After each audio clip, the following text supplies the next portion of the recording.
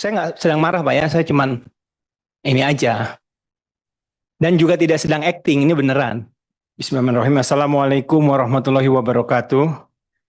Bapak Ibu yang saya hormati, saya sedikit saja, tapi juga saya sependapat dengan kawan-kawan, khususnya berbicara tentang LPDP, ya.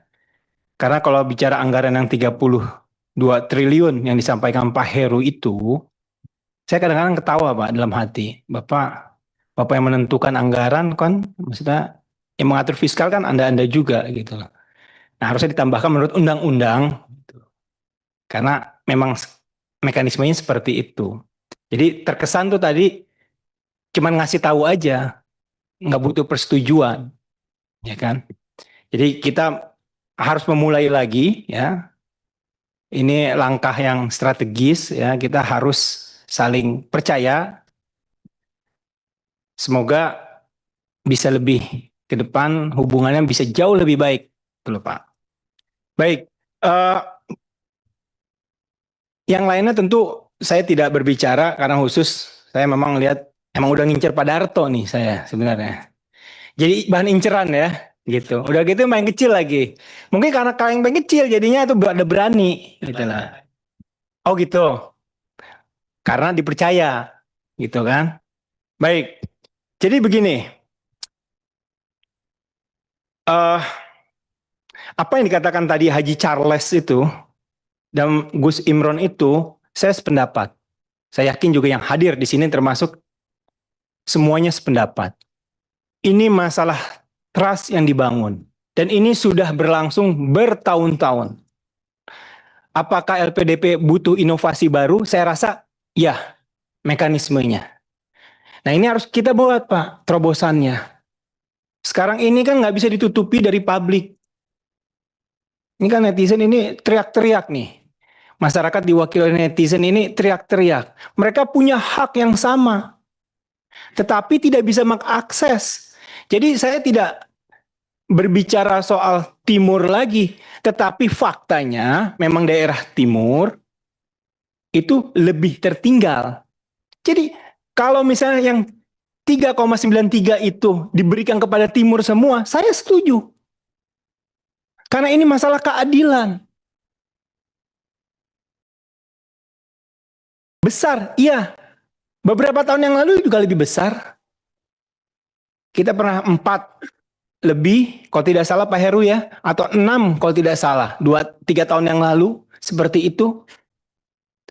Dan ini, Pak, kalau ini ada hubungannya, Pak, dengan keputusan MK juga. Penerimaan beasiswa, penerimaan anggaran pendidikan itu swasta juga. Artinya nanti ke depan ini efek dominonya adalah seluruh masyarakat, lapisan masyarakat ini berhak. Bahkan bukan tidak mungkin adalah nanti orang yang mau kuliah lewat LPDP saja. Tidak harus berprestasi, tidak harus tidak mampu, kan itu beasiswa tuh. Pertama, satu harus berprestasi, kedua tidak mampu. Tapi kalau saya boleh tekankan yang tidak mampu dulu Pak. Kadang-kadang yang berprestasi itu belum tentu tidak mampu.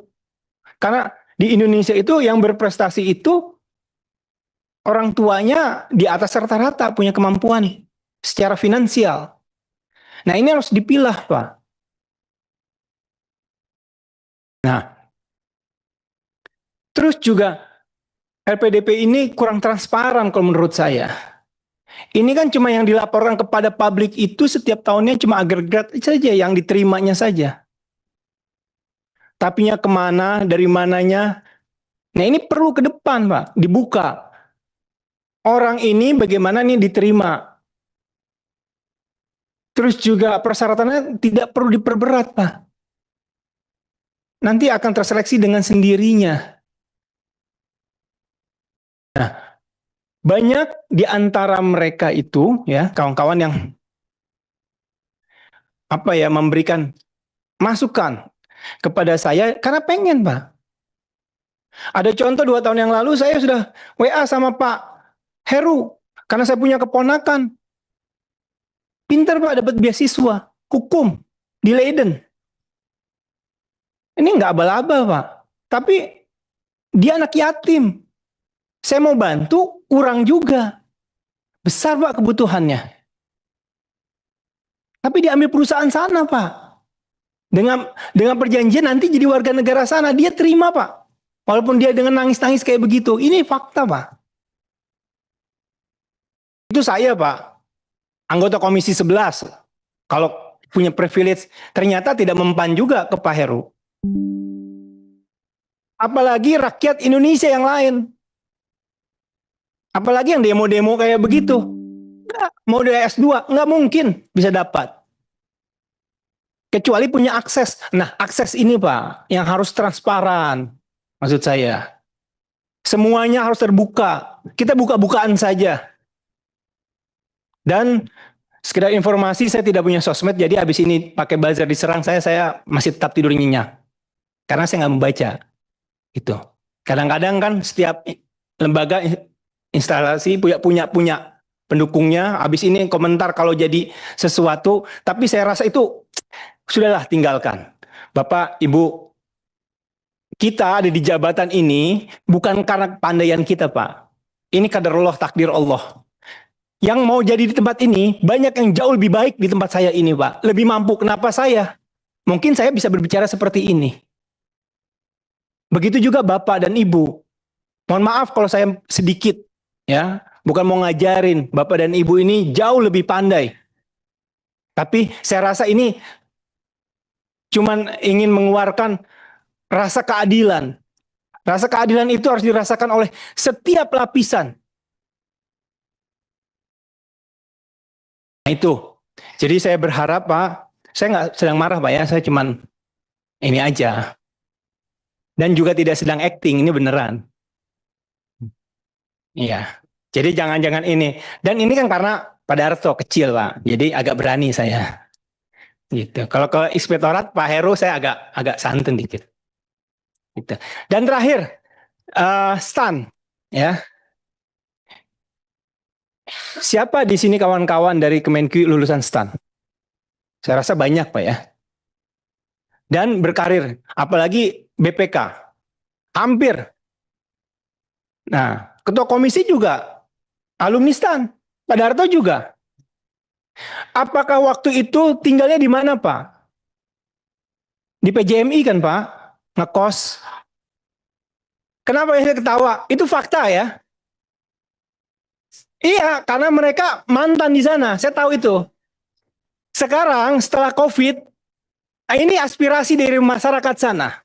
Saya penting rasanya. Itu bukan daerah pemilihan saya, Pak Ozi, kakak. Tapi ya, saya ke sana sholat, saya ditegur sama RW-nya. Mantan Stan ternyata. Gitu loh. Bukan mantan Stan. Dia punya rumah kos-kosannya untuk orang Stan. PJMI itu, Pak, itu terkenal ya, tempat lesnya anak-anak Bintaro dan Cilduk. Ini kalau ada Pak Mekeng, anaknya aja les di situ, Pak. Jadi kalau mereka setiap yang belajar di sana, kalau weekend libur, dia tetap di sana yang dari daerah, itu buka les. Bahkan sorenya, malamnya buka les. Jadi ilmu yang dia dapat, langsung dia terapkan. Bahkan tidak hanya matematika, Pak. Bahasa Inggris pun lesnya di situ. Nah sekarang tidak ada itu. Innalillahi wa inna ilaihi rojiun. Ditutup. Dan masyarakat yang berinvestasi itu, dia bikin kos-kosan itu, gulung tikar. Ada yang masuk rumah sakit. Kenapa? Karena Stan bangun asrama. Bagaimana ekonomi ini bisa bergulir, Pak? Mata rantainya dipotong. Jadi saya rasa ya, Pak Heru ya, ini kawan-kawan nih mantan Stan, harus ada kunjungan nih, kunjungan spesifik ke PJMI. Lihat, apakah ada Bapak, ada Pak, namanya Pak Rio. Itu kena stroke, Pak. Waktu dia pikir karena demand-nya tinggi ya terhadap calon mahasiswa Stan ini, dia bangun 5 lantai nih. Karena kapan lagi pas COVID, ini waktu yang tepat nih, nggak ada orang, dia bangun nih. Dia pinjem bank, ternyata tidak ada, kosong. Nah ini menurut saya menjadi berikutnya mau ditindaklanjuti terserah. Yang penting saya sudah menyampaikan, saya sudah menggugurkan kewajiban saya. Semoga ada kabar baik buat mereka dan bisa harapan mereka tentu saja bisa terpenuhi ya. Itu saja yang ingin saya sampaikan pimpinan. Mohon maaf sekali lagi kalau saya agak ceplas-ceplos ya, karena ini penting rasanya dua hal yang harus kita tindak lanjuti supaya tidak ada kecurigaan di antara kita. Itu saja. Terima kasih. Assalamualaikum warahmatullahi wabarakatuh.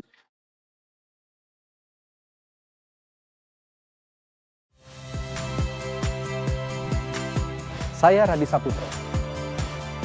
Saksikan program-program Kompas TV melalui siaran digital, pay TV dan media streaming lainnya. Kompas TV, independen, terpercaya.